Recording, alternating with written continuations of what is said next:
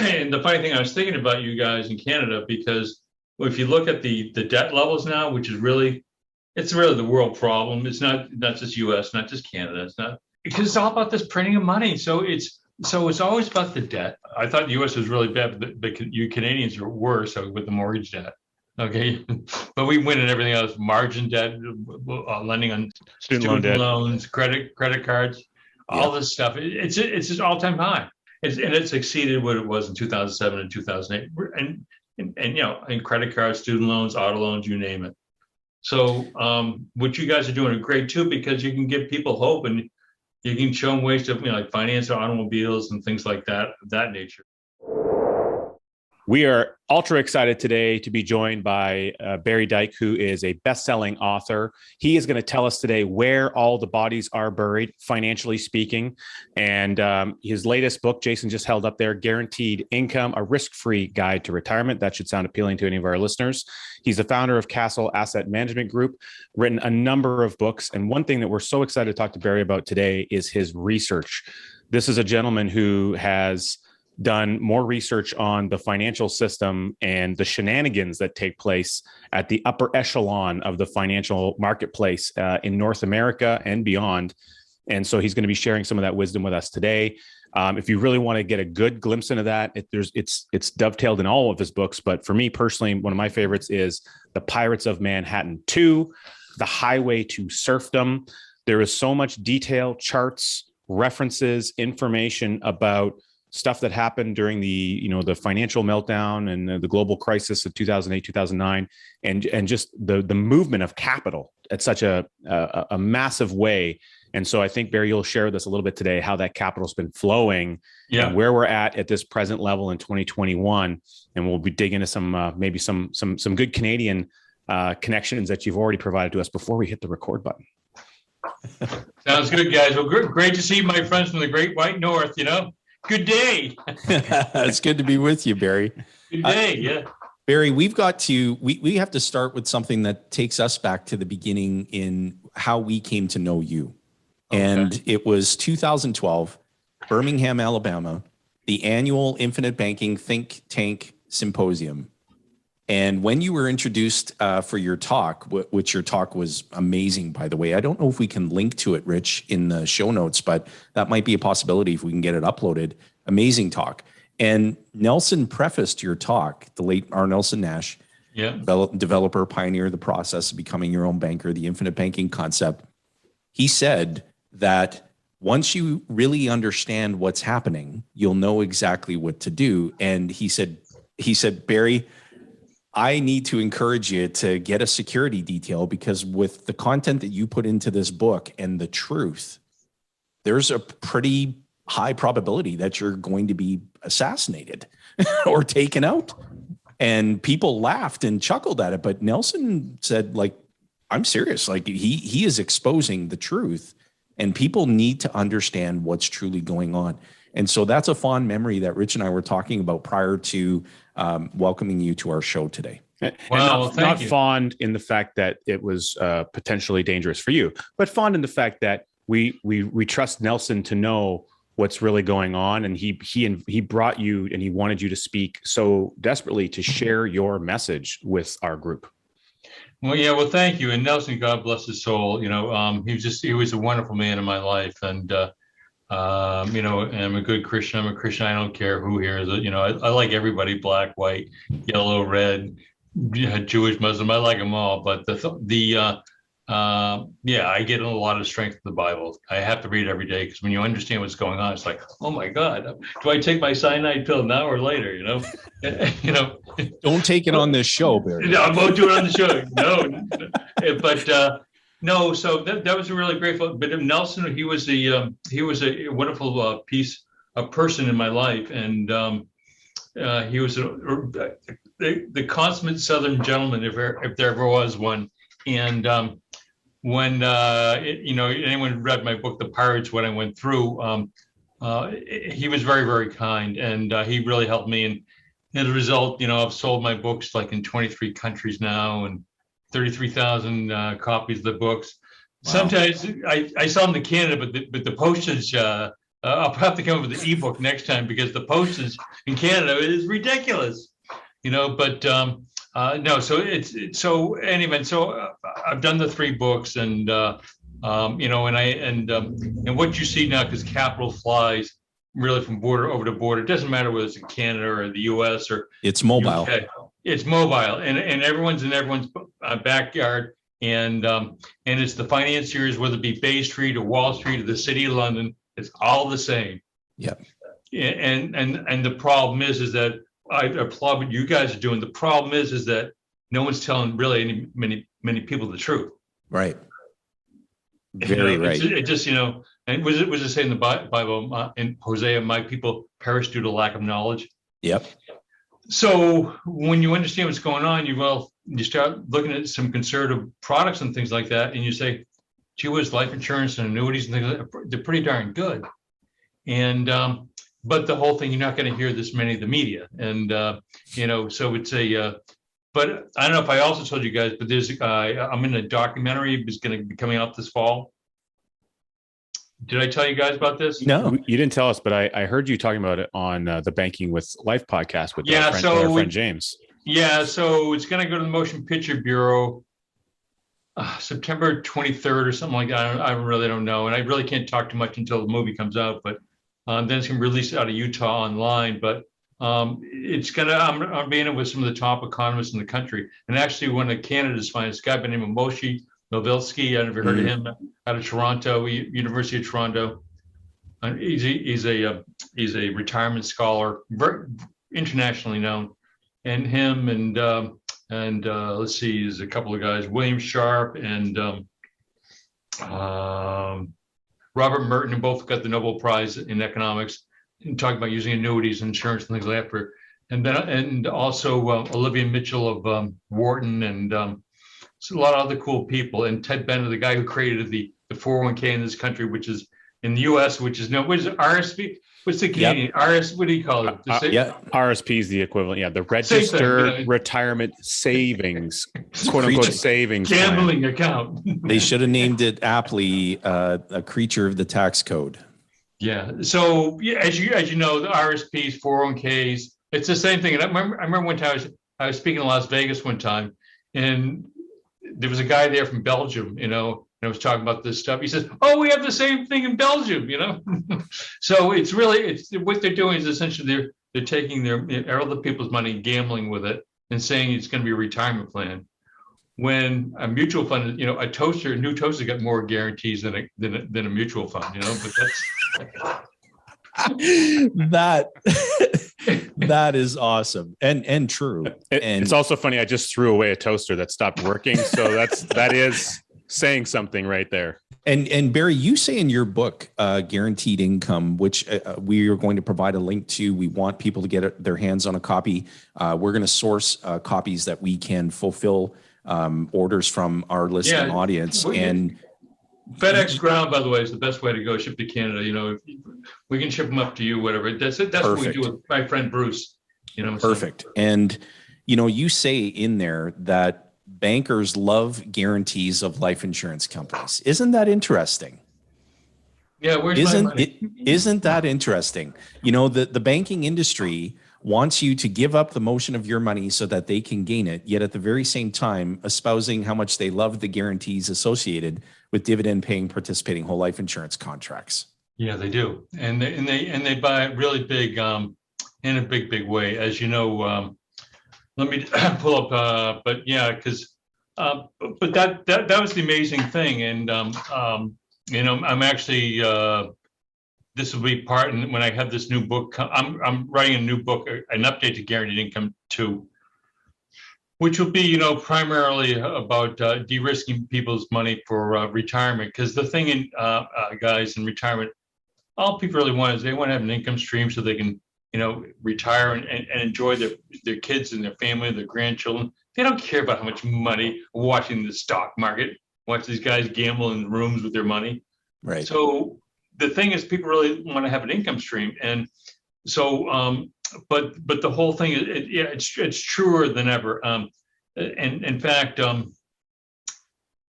don't, does Lloyd's do banking up there in Canada? They must do. Am I correct? Oh yeah.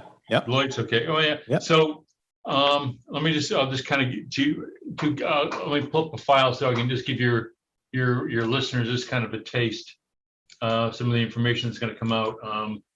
And while you're doing that, Barry, maybe expand at the same time in terms of your research into bank-owned life insurance and how the general public, they're not told. The bankers don't want you to know this. They don't want you to understand this. They don't want to be in a position where they're, taking away liquidity. They're moving capital away from their system. If they're educating people on warehousing money inside of a life insurance company. So maybe expand a little bit on that. Okay, well, let's go how a basic bank is structured. Okay. And it ain't too much. There ain't no much difference. Okay, but if it's in Canada or the UK or the US. Okay. Okay. Now, the thing is that the most important asset of any bank, whether it be in Canada or the US or the UK or anywhere, is what is called Tier 1 capital. Yeah. All right. That's the most important asset of the bank, because from that Tier 1 capital base, that's the money which they can lend out to the public. Right. Now, since September 2019 has been kind of crazy. We've turned the world into a Frankenstein. But what has happened is that all banks are really, they generally have been regulated to lend against that Tier 1 capital. So in other words, they have $1 billion US or Canadian or £1 billion pounds sterling or whatever. Essentially, a bank has been limited to laying out 9 times, 10 times that Tier 1 capital. Now, since about 2019, that all bets are off. Banks let other banks lend out anything. So there's really unlimited. But the thing is that the most important asset in any bank is Tier 1 capital. And generally, that consists of things like gold, hard real estate, mortgages, high quality mortgages, treasury bills, that and life insurance. So those are really kind of the only really kind of accredited, and they're given what is called a risk weighting. And actually, life insurance is really one of the best risks in terms of stability. But you're not going to hear that. You're not going to hear that in the press. And and the funny thing is that, and I talk about this, I've actually gone through this with National Public Radio, which was the giant nonprofit radio in the U.S., and I'll be putting this in the book. And then I went through this with CNBC, which is and then I also went through this with Bloomberg. So this will be all actually in the movie. People, I will essentially be talking about my experience with Bloomberg, which is huge. I mean, I think it's the biggest financial news network in the world now. Yeah. So I essentially disclosed all this to Bloomberg about it a decade ago. Nothing ever came about of it. So, but my point is that so if you understand the structure of banks and you say, well, why are they putting all this money there? No one puts $1 billion here, $1 billion there. I mean, but this is what's happening. And so in any civilization, whether it be anywhere, is that it's really important where people save and invest their money. Yeah. And I think as a fiduciary, I'm a registered investment advisor, so I have a legal obligation to look out for what's best for people. And I think from a moral perspective, we do as well. But so when you understand life insurance, it's really kind of it's a Swiss Army of financial products. So you can do so much with it. But you're not going to hear that because they wanted to gamble and speculate. Whereas you may have there's some good companies left in Canada. There's some good ones left in the U.S. Okay, but it's getting smaller and smaller. But the thing is that their whole attitude is like, if investment bankers or bankers, if they can't get 15% return on equity they don't want anything to do with it. Right. Which is just, no one gets 15% continuously. But so if a well-run life company is, generally happy 5, 6, 7% rate of return on equity. And, but that's out of fashion. It's old-fashioned, but it works. Well, Canada's largest mutual life carrier, without running an advertisement for any one particular life company, their return on policyholders' equity has been double digits since you and I have been policy owners with them, and long before that. How's that possible? I mean, you're not going to find mutual funds on the Tier 1 capital list of any commercial bank, and maybe it's different in the United States, I don't know.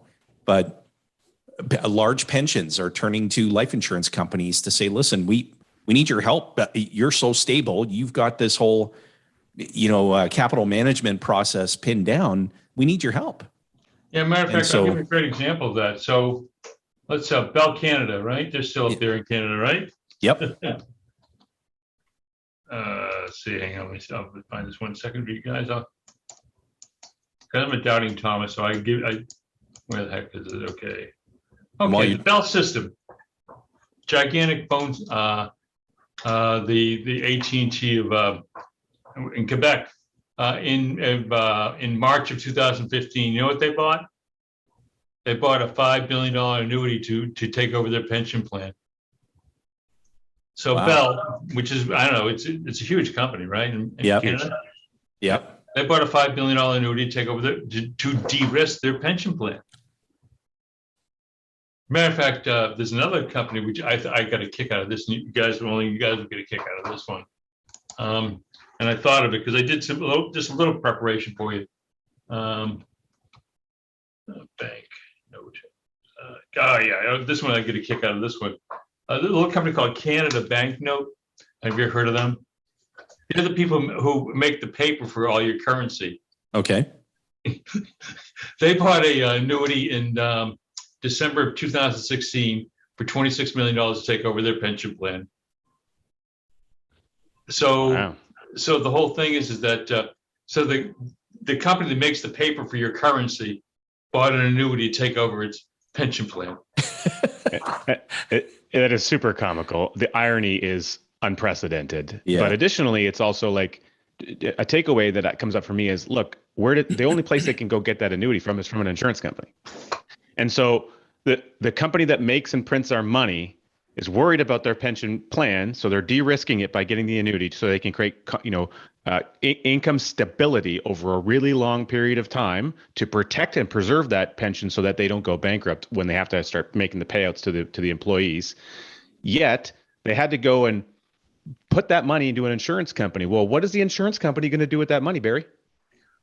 Well, they have to invest it like everyone else. They have to invest it everyone else. They're just more conservative. They're not a swing for the fences. Yeah. And they're highly regulated. I don't know the Canadian system as well as I know the U.S. But ultra highly regulated. Oh yeah, whatever highly regulated is, ratchet it up more. They have which to. Is a good thing. They have to maintain, minimum continuing capital surplus reserves. They're regulated in terms of, I guess, instruments or categories that they can actually invest capital in. And so probably similar to the U.S. Look, as the U.S. They have some money in stocks. It's very, very little. Most of it's. So I would assume the same thing. So, but that's the whole thing is that.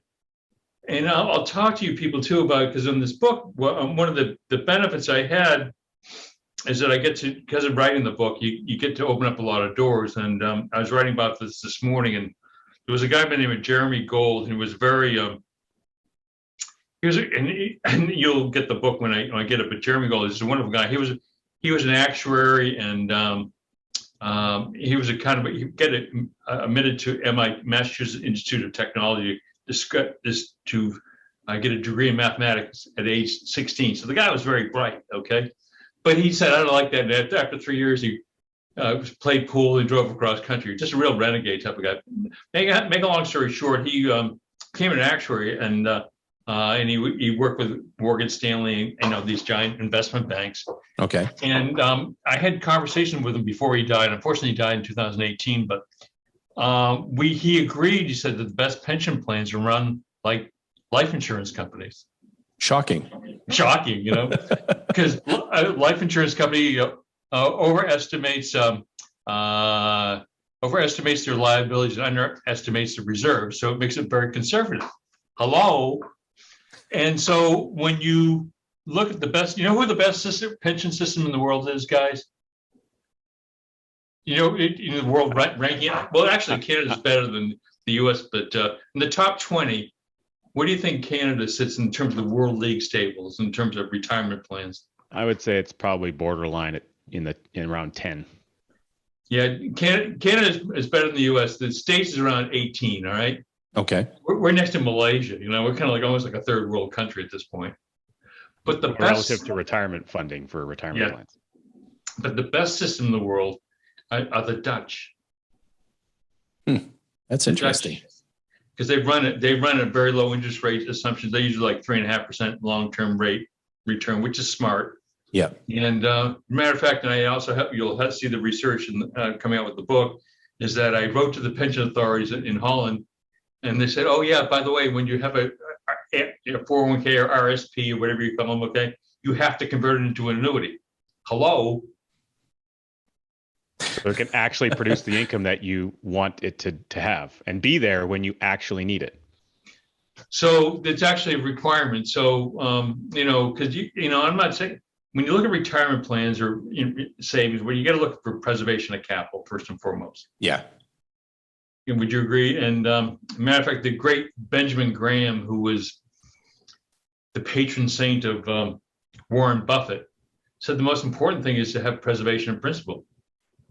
If you don't have preservation of principle, it's the investment's considered speculative.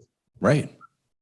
But here we see in the U.S. and Canada and the U.K., everyone's throwing their money into the Wall Street or the Bay Street or the City of London casino, and going, oh, I hope my money comes in on red or black, and that's what's happening. And you guys, I salute you guys. You're saying, hey, by the way, why don't you put your money in a safe place, and it'll be there. And by the way, if you die, your family gets a whole bunch of more money and other things like that. And how long you guys been in the business now? 13 years. 13 years. All right. So I've been and this is all we've ever done. Really? We're not in the money business. We're not exposing, clients' money to unnecessary risk and to speculation and gambling and all of that nonsense that goes on out there in the world. We haven't had a client call us once in 13 years to say that they were pissed off that their cash values kept rising every day. Yeah. Not one. It's never happened. We just channel, Nelson's message to the best way that we can, the way that we think he wanted it, to the best of our ability. And we're just trying to show people what Nelson taught us. Yep. To the best of our ability. And how are you getting any traction up there? I mean, it's just, oh yeah, it's hard. Oh yeah. People want change. They want control. I think that we're at the precipice of people awakening to the idea that they can and should have more control over their money. They know fundamentally. Nelson used to say, look, all you got to do is ask someone, do you ever have the gut feeling there's something fundamentally wrong in the financial world that we live in? If the answer is yes, give me $20, buy this book. I never used that line. That's a great one. That's a great, yes. So this is what you see is going on. And unfortunately, and then you have all this new, even more craziness now with, they have what is called SPACs. Have you heard of these things called special purpose acquisition companies? No. It's all the rage on Wall Street. I love the acronyms. It's always these acronyms that create the downfall of the collapse. Yeah, and when I hear these words, I always get, when they say this time it's different, then I want to run for the fences, Yeah, run. And that's what's happening again. And and so what you're seeing is now it's a migration of money. You're seeing the Canadian, which is really kind of weird, is the state pension funds, the provincial pension funds, yeah, they're really getting involved in this private equity game in a big way. Yeah, and just look no further than Ohio National. There you go, with the prime example. Yeah, and so it's really kind of frightening. And the thing is that they made a really good purchase. They got the company really for nothing. They said like $500 million, but they only put like $100 million down. But the reason why Ohio National got into trouble is because of their variable annuity block of business, where they made guaranteed lifetime withdrawal benefits on a variable block of business. That's like trying to,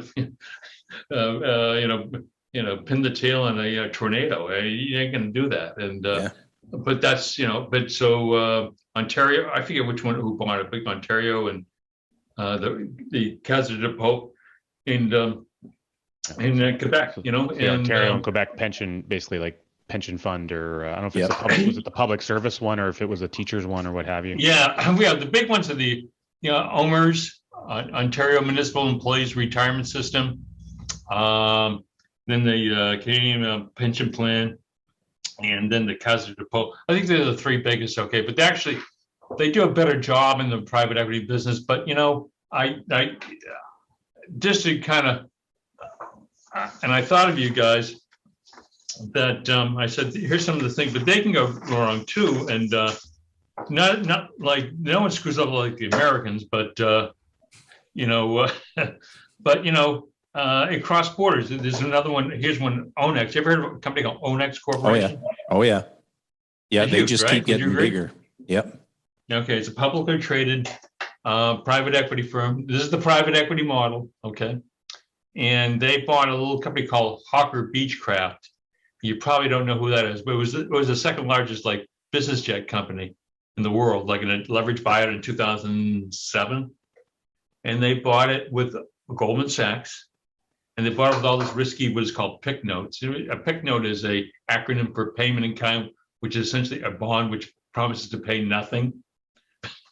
If you can, if you can put your head around that, okay. But they bought this company in a leveraged buyout, very highly funded with debt, and like 2 or 3 years later now, and then they put it into bankruptcy.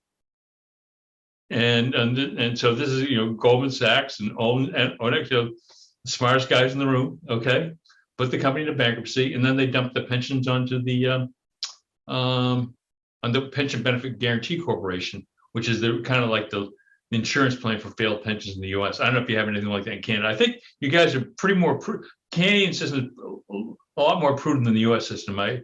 That's what we understand. Yes. Yeah. So that's So, but what you see is that most of these private equity firms get their money from actually from the large, municipal and state and government pension plans.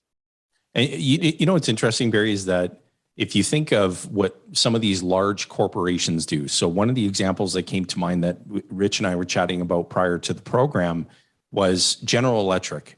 So back in the days when Jack Welch was CEO of this organization and he was on his way out, Jeffrey Immelt was taking over, and the media started to rally around all the noise about the pension that Jack was going to receive, all the benefits that would continue for him for the remainder of his lifetime, understanding that it was a guaranteed payment to him for as long as he lived.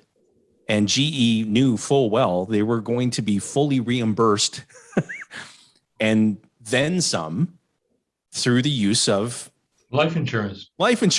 And so if the corporation creates that for C-level executives, then the frontline worker has access to the very same tool to create the very same outcome. But the banks aren't going to espouse that. The mutual fund companies aren't going to tell you that. Of course they're not. And so that's what we're educating people on as it relates to that period of time in your life called retirement. What would you rather have? Would you rather be exposed to the risk of loss or the guarantees of gain? Take your pick. Yeah, as a matter of fact, there's two economists or behavioral scientists, Tversky, Amos Tversky, whatever, that people would rather retain what they have than to have a loss, okay? But it's rammed down your throat. You got to put in the market, and, make this horse better come in, and that's just being rammed down. Now, I'm not against investments, guys. I love my Google. I love my iPhones. I love the technology you and I are on right now. I'm a capitalist, okay? But the thing is we really shouldn't be risking. We should really be saving first. Well, and you have to understand it, because if you're not going to go to Las Vegas with the deed to your house, the note for your car, your whole registered retirement savings plan account balance, you're going to look inside your wallet and say, what am I comfortable losing? And if I gain a little bit, great. But when I get to Vegas, that's all I've got is what's in the wallet. I'm not showing up with everything. And what people are doing in the general public today is they're buying into all of the noise and the nonsense that's going on out there. You need to expose your money to risk in order to grow it. Someone else is much better at managing this money than you ever will be. So just go ahead and hand it over to us so we can gain the motion of it. And if we lose it, all we lose is a client. You lost all your money. And it's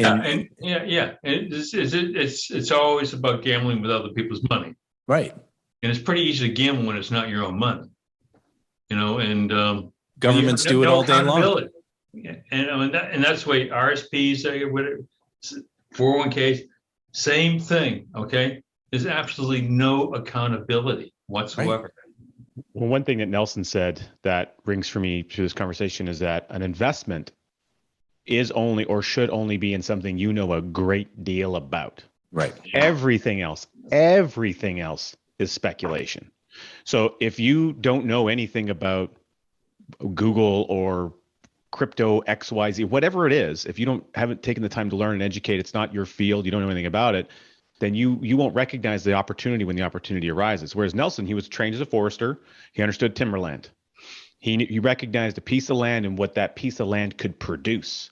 And he recognized highest and best value. When could that piece of land be transitioned into something that could be a higher and better value for a future exit? He had that learned experience to be able to make those decisions because he knew a great deal about it.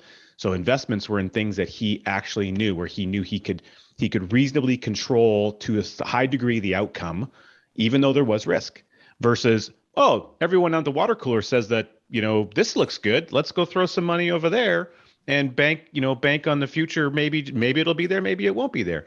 And people operate their financial life like an ostrich. They're just jamming their head in sand. Yeah. And actually there's, I'll get into some of this stuff. Henry Bessenbinder, okay, he's an economist at the University of Arizona, whatever. It's picking stocks is like picking lottery tickets, and actually what I've also been incorporating, and I have two actuarial firms to back this up, is that if you look at large pools of money, and I have two actuarial firms that I look at essentially the pension plans in the United States, which are essentially one of the largest pools of retirement money there is. They pretty much mirror what is called 30-year treasury bills. So with all this crazy shenanigans and private equity and trading and all this stuff like that, people are just a bit better off buying long bonds when you look at the end of the day. But no, I agree with you saying you should really know as much as you possibly can. I think back, and I agree with you too, Barry. I mean, I'm personally not opposed to investment in something, as Richard said, that you know a great deal about. And long before discovering and understanding this process of becoming your own banker, the infinite banking concept, and deciding, hey, this is going to be a lifetime pursuit. What I did in making investment decisions at a very young age was take a look in the pantry, the refrigerator, and the medicine cabinet.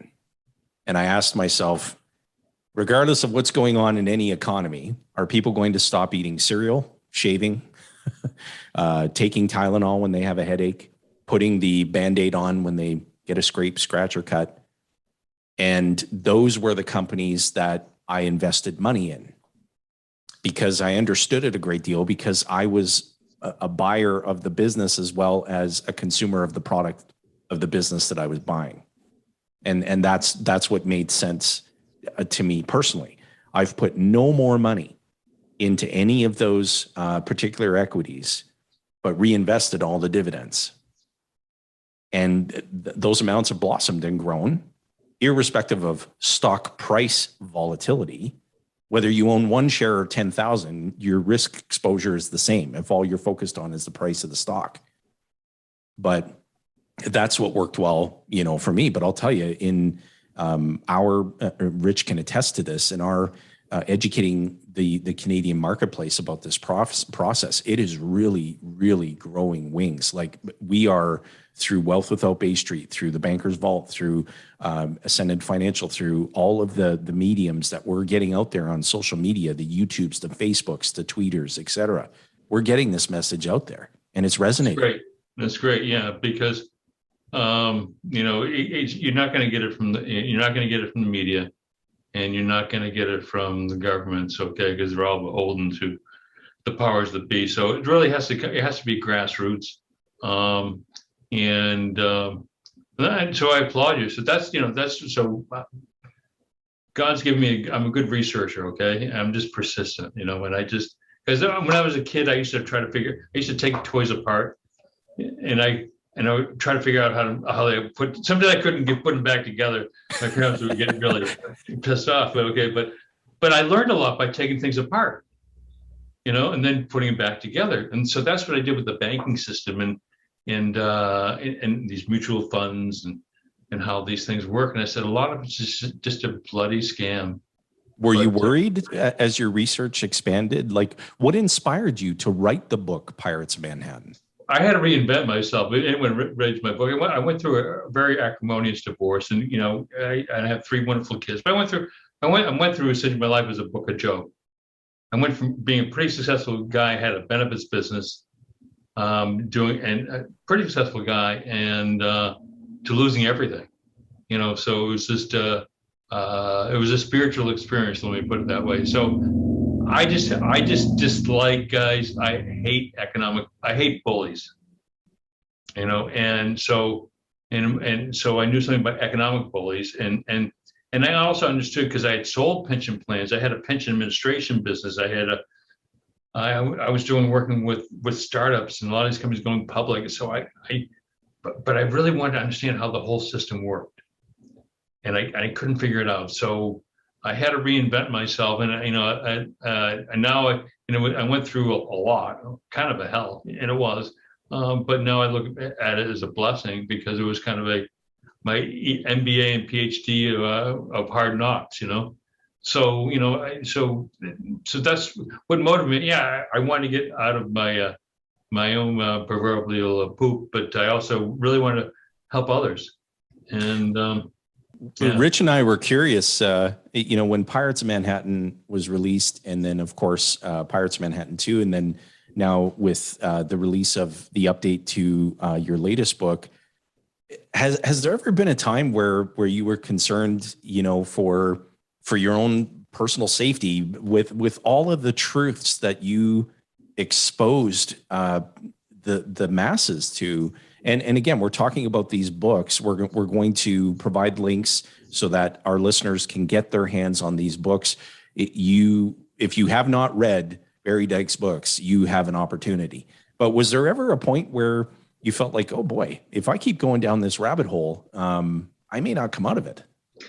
Yeah. Actually, this is a true story, and anyone knows. As a matter of fact, I had someone in my office this morning, a friend of mine, one of my fans, and who's seen me, and oh yeah, I've been audited by the, because I have to open up my kimono and let people know everything. When the first book came out, I had at the time it was when the business people who funded my research in the first book. Yeah, I was scared. At the time I had a shiny new BMW, and I had two windshields busted out, and some auditors and things like that. So really kind of, yeah. So but and again, but it's to me it's a God thing, and people said, well, you got to be brave. Well, my father was a Marine in World War II, and he was in Guadalcanal, probably one of the most violent battles ever known, in mankind, where 15,000 men got killed. Yeah. I said, I'm not brave. These guys were brave. Yeah. And so in any event, so yeah, but that's, yeah, and I've actually spoken to police groups and the whole thing, and they said I kind of came up on the radar because of the research. But everything is, everything I'm putting in these books, guys, I'm not that smart. I'm just a good aggregator of data and backing it up. So everything I have, and you notice in my books, with bibliographies, everything, it's all been documented with public data. Yeah. And there's like 30 pages of links and resources to all the material in Pirates of Manhattan too. Like the back of the book, like a chunk of the book is like, normally there's like a glossary. Well, you've got like, here's all the references where I got all this information. So yeah, like I'm just talking about like Onex and Goldman Sachs bankrupting Hawker Beechcraft. Okay. All matter of public record, guys, and so so my point is that, so yeah, you have to be this way, because otherwise you're just, you're setting yourself up, and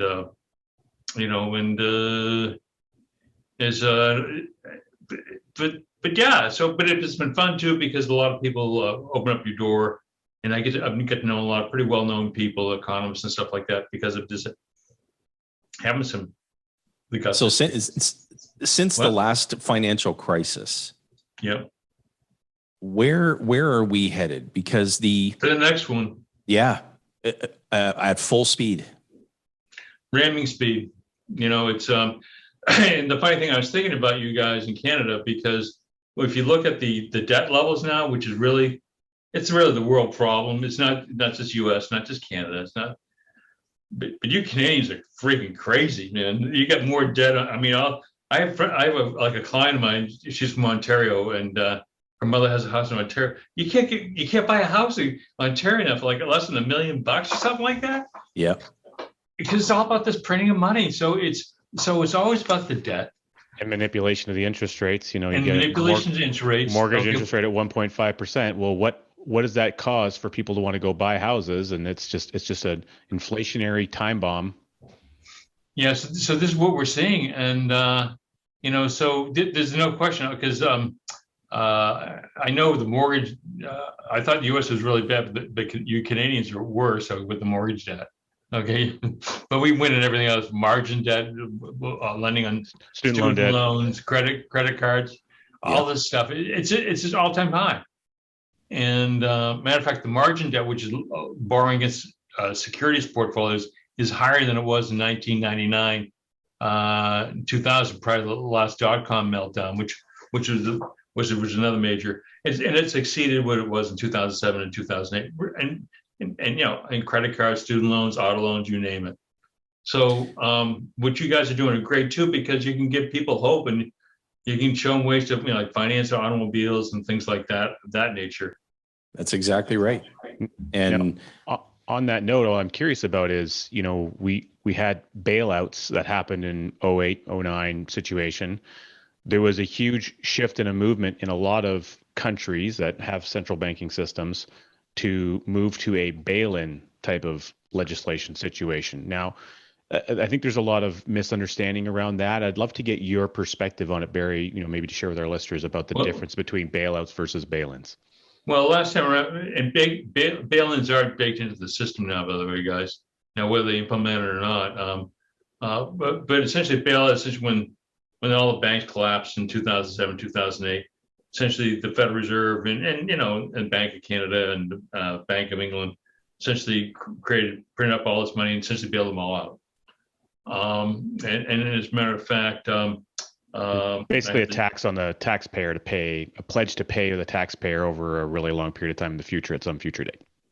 So we essentially we privatized the profits and we socialized the losses.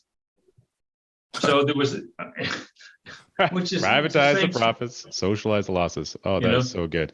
So the thing is that so that's what happened in 2007 and 2008. And it's still going on today with the Federal Reserve. And you start looking at the Bank of Canada and the Bank of England, the Carney, and all these guys, they're all from the Goldman Sachs, But in any event, so when you see, it's all about the debt, guys. So I think what you guys are doing, a really helpful message to the people, is that you're helping people rebuild their balance sheets and get them really strong. And you're insulating them from the Bay Street, Wall Street, City of London casino. Yeah. That's precisely it. You're insulating from and it's really no different. It's all about gambling with other people's money. Toronto Stock Exchange, New York Stock Exchange, you know what I mean? London Stock Exchange, they're all the same.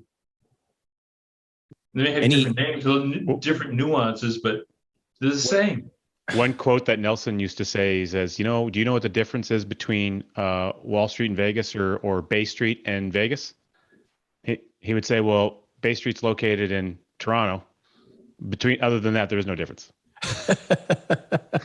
Yeah, I remember him saying that. Well, you ever heard this other one? What's the difference between Wall Street and Las Vegas? One's a casino on an island in New York, and the other one's a casino in the desert in Nevada. That's it. That's the one. And Nelson, and again, we owe an incredible debt of gratitude to Nelson for Without him, we would not have met you. And so he was the catalyst to the development of so many relationships of people who really want to understand the truth and really want to understand what is going on out there. Because once you do, you'll know exactly what to do. And, you know, if you look forward, Barry, in terms of the research that you continue to do and what you're seeing, what insights can you share with our viewers and with our listeners? Don't spend what you don't have. I mean, it's simple, you know what I mean? To impress people you don't like, you know? Okay. A lot of it is kind of common sense. Save before you invest. You know, if you have safety and you have safe money, it's like I have a lot of money in my cash value life insurance, a lot of money in the bank. If I find an opportunity, I can act on it. I don't need any bank or anything. When you have that, you know, guys, when you have that money in the bank, that access to capital, you can do whatever you want. That's right. The banks don't want that. They want you to go and borrow money at 15, 16%. I don't know. Do you have the same type of credit card system in Canada as you do in the US? It's very, very predatory. What are the interest rates they charge in some of that stuff? Typically around 19, 20%. Yeah. It's awful. Yeah. Okay. And, you know, and if you study all the religions that I have, you study Judaism, you study the Catholic Church, you study Christianity, or you study even Muslim, Islam, okay? Charging excessive interest is essentially morally wrong. Yeah. Okay. Now, these banks are getting it for nothing. Because they're using our money. What? Because they're using our money. They're using that money. They're getting the money for nothing, and they're leveraging out 10 times minimally, okay? And so they're getting all this money interest income, and they're doing nothing for it. So, yeah, getting back to helping your people, yeah, so people have a strong balance sheet. You know, a lot of things, common sense, stay physically fit, you know, invest in yourself first. We were talking about if you invest in something, invest in yourself first. Spiritually, mentally, physically. Build how can I put it, a network of supporting spiritual people, having good friends, because that's what you're going to rely on when times get tough, and they get tough for everybody. Yeah. So a lot of stuff is common sense. And read some books and turn off the television. Because it's awful. Rich, what did Nelson refer to the TV as before he decided that he wasn't going to watch it anymore? I can't remember what he. I think it was something. Box. It was that was it. The idiot box. Yeah. Get away from the idiot box and read. And I remember when he would talk about he was watching like the TV when Nixon made his statement about that we're all Keynesians now when they took us off the gold standard. And he says he almost threw his shoe or something right through the TV, which at that time would have been a very expensive thing to replace. But he says, "You're not talking about me." One thing that I it's been sitting with me here, and I just wanted to circle back with it real quick, Bear, because it was something we talked about before we kind of hit live on the record, and we were talking about one of these other large Canadian private equity firms, very well-known one, Brookfield, and there's a recent acquisition that they made. Again, this is like where we're seeing this private equity shifting into the acquisition of stability through other types of companies. Can you speak to that a little bit? Well, yeah, they call it, it's new. It's the new Bay Street, Wall Street, City of London play. And so they don't like it because when these private equity firms, they go up, they have to raise capital and they have to call in the Ontario Teachers Plan, the Casa de Depot or whatever, or, the state of New York or CalPERS, whatever. So they don't like, so they want to have what is called permanent capital. So which money they can hold on to and lever the heck out of it. So there's no one better in the world, really anywhere in the world, that can essentially raise capital and retain capital like a life insurance company, because of the the way the products are structured, they're meant to be long-term investments. Annuities, things like that, the surrender charges. So the money's really, so they get it. Okay. And so when they see it with a company like, let's talk about Brookfield Asset Management, essentially bought American National last week, whatever, for $5 billion. A very well run life company. Wasn't mutual, but I'd done business with them for years. And but they want to have access to the billions and billions of cash so they can gamble more with it. And if they screw up, well, they can go back to the well. So they want to really kind of get into that space. And I think it's wrong because I don't know I know how the system works in the US. I know how it works in the UK. But when you buy a company, any type of company, all interest is deductible to the corporation, right? Yeah. Is that the way in Canada as well? I don't know if it's that way. Basically, if you're using, not to dispense Say taxes. you guys have a building, you buy a building or you buy a company, and you get a loan for that. As long as it's for the purpose of generating a profit, then it's considered. Yeah, it has to. Yeah, it's got to be to generate a taxable gain or taxable income, and then it's a legitimate deduction. Okay, identical to the U.S. So the whole thing is that all this debt is being underwritten by the Canadian taxpayer in your situation, or the American taxpayer. Okay, and I'll give you a great example. Cirque du Soleil. You ever heard about that little company? Oh yeah. Quebec over there in Montreal. Yeah. That was who? Now who? Yeah, Cirque du Soleil.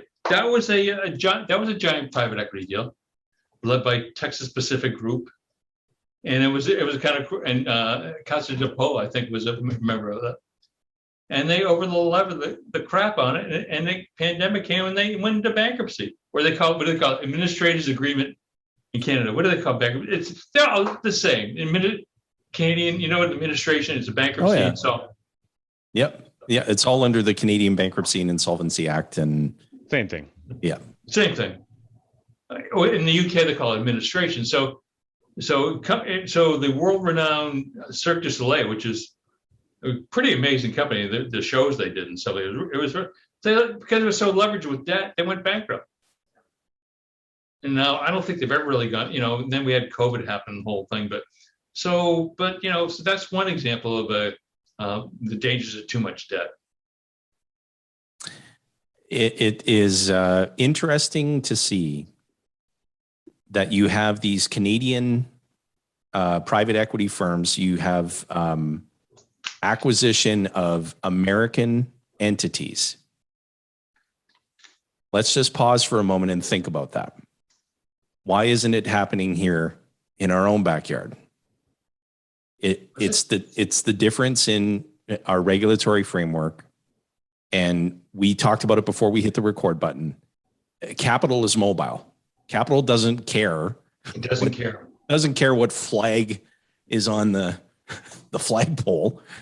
Capital goes where it's well treated, appreciated, and where there's the least amount of regulation and least amount of government interference, and that capital will move. Yeah, and through the Cayman Islands, or where it's also quite nice. And Cayman Islands, the Isle of Man, or Tortola, or someplace like that. So it's important to understand what's going on. Yeah, and the media is doing a great job of playing that distraction game, where they keep the masses distracted from what's really truly going on, and they paint the wealthy as villains. They paint the wealthy as bad people. And think of any movie, any film that you see where you're dealing with the ultra wealthy character in the film. They're always portrayed as the villain. And so the media has got the general public focused on all the noise and the nonsense that's going on, and not focused on what's really going on. And your books describe perfectly why that is, and what the intentions are behind that.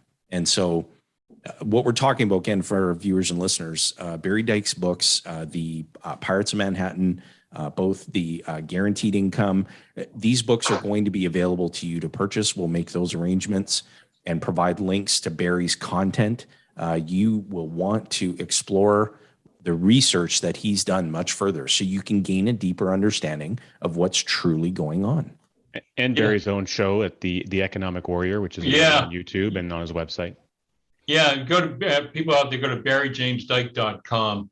I haven't really done any the Economic Warrior show lately because I've been involved in a couple of projects, and my daughter was doing on my video work is she's a surfer, girl. So, but I love her, but then I get involved in this documentary and a couple other things. So, but I will be getting back to that because then I'll be interviewing the economists who I'm in the movie with. So, yeah. So it's great. Yeah. So when you understand what's going on, it's pretty much although you cross borders, it's really kind of the same. Yeah. And Canada, to its credit, seems to be run a lot more efficiently than the U.S. But when I saw like the debt numbers of what homes are in Ontario, it's like, what? It's just stupid. Vancouver as well is one of the highest real estate places in the entire world. Same thing.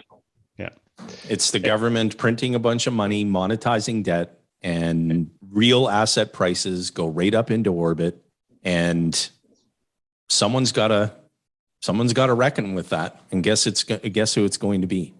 Main Street. You and me, I'm curious about that because that ties into a little bit. We were talking about Gresham's law prior to Henry's show as well. Do you want to maybe speak to our viewers about that? Yeah, that's really, really important to understand. There was a British mathematician and economist, and he worked with the king or the queen. I forget what it was, but anyhow, people can Google it. Sir Thomas Gresham. If you don't believe me, please, if you have a question, Google it. But essentially, Gresham posited the idea of what's called bad money pushes out good, which means is that something that used to be in other words, like we were talking about cereal boxes. In other words, you had a big box. Now it's a much smaller box, and they charge you the same amount of money. Yep. Or when money used to be backed by gold, now it's backed by nothing. So essentially, what we're seeing is more and more money is pushing out the good stuff. So when we print more and more money, which all these central banks are doing, this essentially it waters down the value of the currency. So I'll give you a great example, and this is kind of crazy how it is. I like Porsches, okay? They're very nice cars, okay? I bought one, a very nice one. I used one in 2013 last year for a good amount of money. Let's just put it this way. It's gone up like $18,000, okay, in the past year. People, and actually the dealership is willing to buy it back. My point is that because we're having so much printing of money, the values are getting so inflated, and a lot of the good stuff, if it has real value, it's going to inflate. So, but my point is that so in the U.S., a dollar used to actually be backed by gold. Now it's backed by nothing. And so this is what we're seeing. And so the good stuff, like good whole life insurance companies, okay, which there used to be a ton of in the U.S., there used to be a ton in Canada. I don't think there's any good ones left in the UK anymore. So the really good things are getting pushed out. So the real quality companies, it's like a game of musical chairs. So there's fewer and fewer really good companies to do business with. And I know who you guys do business with, and so you know what I'm talking about. Yeah. So a good mutual company which looks out for the policyholders first and foremost is better than a stockholder company. End of story. We don't have to talk anymore. Plain and simple. Yeah, plain and simple, guys. Mutual company, you're part of the deal. Okay, your stock company, you're behind the shareholders. It's a tale of two masters, and one's chasing quarterly share profits, and the other one isn't. And that's the really good thing with my insurance and with my clients. People don't want to know what's going on they want to look at every quarter. No, but so if you're with a good company, like a good mutual company, they're the good stuff. Okay. Unfortunately, there's less and less of that. Right. Yeah, that's very true. Barry, this was incredible. We We are just so delighted that you were, generous with your time and with us here today. If you're okay with it, we'd love to have you back. And Sure. We can talk about the documentary after it airs, and yeah, yeah, I that'll think be you're coming in working October. on Yeah, so you have a new book that you're working on, also. Is that correct? Yeah, guaranteed income too. So I'll have to probably do an ebook because, as I said, I don't want to, because I don't want to be charging the prices you guys, the Canadian, but I love Canada. Okay, don't get me wrong. Okay, but the Canadian postal system, I don't. Why is it so expensive now? I don't really privatize it or something. No, no, it's anything that comes across the border, it costs an arm and a leg. Like even, when we buy we sell a lot of Nelson's books, and those, a lot come through our office, and it's like, yeah, not only do you have to pay for all that extra shipping and the currency exchange adjustment, which varies substantially from time to time, but then even like 3 months later, there's another bill that shows up randomly from FedEx. It's like, you also got to add that into then you got to rejig your pricing so that you can sell the book to give someone a book that's at a reasonable price point where you're not taking the hit you're not taking the hit as a business, to be able to provide it as a service. Yeah, so I'll probably do an ebook because that's as well, which I really want to do because of Amazon, and that's another story. But I just want to get the word out there. Yeah, because the problem with the Canada, I still like physical books myself, but the if I sell a $28 book, I throw in postage for free in the U.S. immediately. It may take a week or two longer, but it's I ship same book. I ship it to Canada. I got to charge close to $50 because of the shipping costs to Canada. Well, we'll work something out so that we can get these into our bookstore. Yeah. And get them across the border, and then be able to provide them at a reasonable price, because the knowledge in these books is priceless. And so, Barry, thank you again sincerely. Rich, you want to take us home? Yeah, absolutely, Barry. The last question we'd like to kind of, maybe just hear from you is, when you go through the process of doing this research, creating all this knowledge, you may not think of yourself as a superhero, but when you're actively adding value to other people's lives and you're sharing this work and the message in your research, really a lifelong endeavor ultimately, that you've put into this, and you're exposing these truths for so many people, you show up as a hero. And so our question for you is, who would you like to be a hero to? My kids, it's really simple. My friends, I don't have that, when I meet my maker, I hope he says, well done, my good and faithful servant. Really that simple, it's just, yeah, I don't, I know some celebrities and the whole thing. Like, I don't have any envy towards them at all, but no, just, now as a good dad, a good father, and a good son, a good neighbor. That's enough for me. Very well put. Awesome. Thank you again, Barry, sincerely. And for all of our viewers, if you just look right over here, you're going to see a recommended list of additional videos that we would encourage you to continue your journey of learning. Make sure to pop down into the show notes. You'll find links to purchase Barry's books, to Barry's wonderful content and resources that he puts out for the world to consume as well. And we encourage you to continue to learn. There's no such thing as having arrived in knowledge. There's always something new to learn. So make the rest of your week great, and we'll catch you on the next episode. Thanks so much, gentlemen. It was a real pleasure. Thanks. God bless.